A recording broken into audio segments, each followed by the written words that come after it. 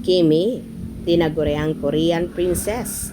Paulo, todo support sa pag-aaral ng actress ng Korean language.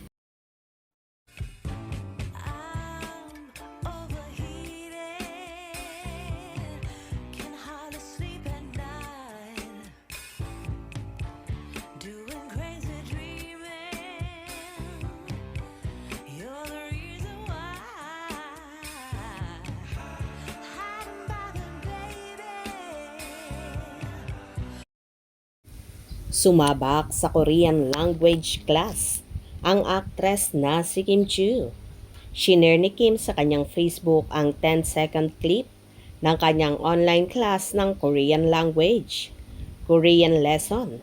Excited much na, say ni Kim sa kanyang caption. Ito ay para sa kanyang upcoming serye na Kupino, kung saan muli niyang makakakapareha si Paolo Avellino. Kwento ito ng dalawang taong pinaglayo ng tadhana na muling magsasama sa South Korea. Lilipad nga sila sa South Korea para kuhanan ang nasabing serye na ipapalabas soon sa Prime Video. It is Korean and Filipino. My Korea Magic.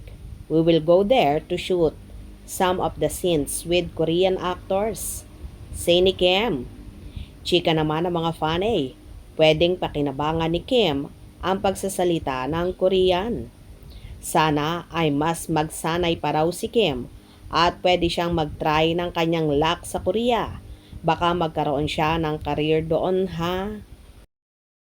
You're not Chinita Princess anymore. You're Korean Princess. Oh my God! Grabe. Rinig What? kita kagabi. Ang galing mo mag-Korean.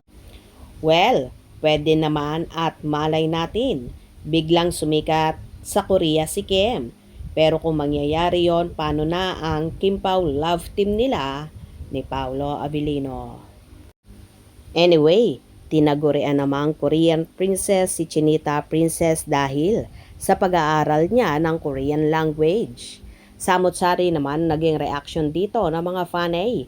Ayan na, malapit na tayong dalhin ni Kim at Pao sa Korea. Yehey! Makakapunta na naman ang Kim Paulaja sa Korea. Siguro dapat mag-aral na rin tayo ng language ng Korea. Char, feeling kasali sa serye. Ha ha ha ha. Simulan na natin. Excited na sa Kupino. Excited much na kami Kimi to hear your speaking in Korean. Congrats! Dali mong matuto. Korean princess ka na. Kilig kayo ni Pao. After showtime lang to. Tunay na matalino talaga si Kim. Ang daming alam na salita. Kim has an additional language to the other languages she knew. That will make her multilingual. I guess she has few French words also. Aside from that, she knew a lot of Philippine dialects like Tagalog, Cebuano, Waray, Chavacano, Hiligaynon. Kim is really smart and intelligent. She is a role model of her generation. Salute to this lady.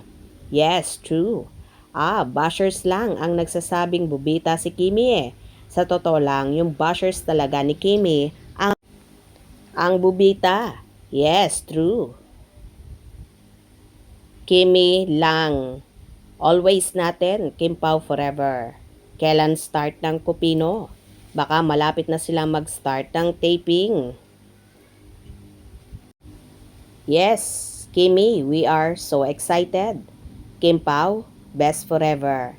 Excited and can hardly wait for Kupino. I am still with Prime Video watching. Sarang heyo Kim Pao. Excited na ba ang lahat? So ayun na nga guys, tinaguri ang Korean princess si Chinita Princess dahil ang bilis-bilis niyang matuto ng Korean language. Anyway, todo support naman si Paolo sa pag-aaral na yon ni Kim. Kayo ba ganun din? Hope you enjoyed. Please subscribe for more info.